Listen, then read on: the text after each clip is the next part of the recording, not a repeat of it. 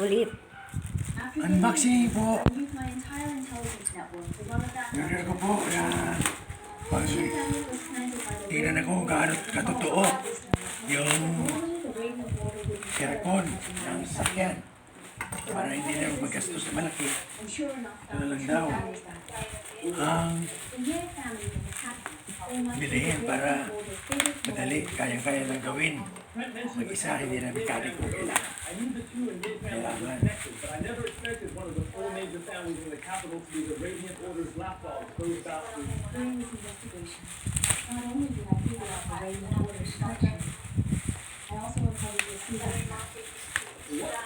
Ito po, dalawang piraso. Paano gagawin mo yan? Ano doon sa aircon? Ilalagay mo doon sa kwan ng aircon? O panglinis ng aircon? One of the capital's top four families, which makes you the grandson of Landon, the richest man in the Eastern Republic. impossible. If my father was the eldest son of the Wu family, why is the Chu family still around? Why didn't Landon avenge my father? Ano din? Ito po, dalawang piraso.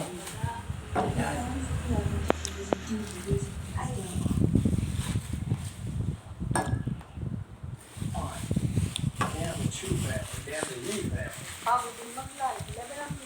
Ayan, dalawa.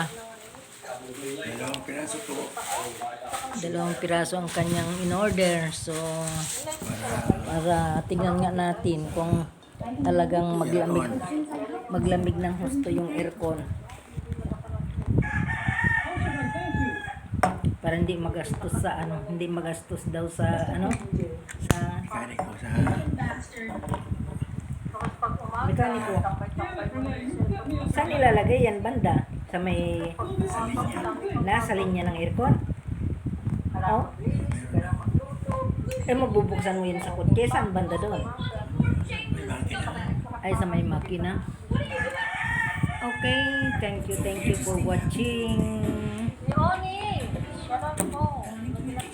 Thank you.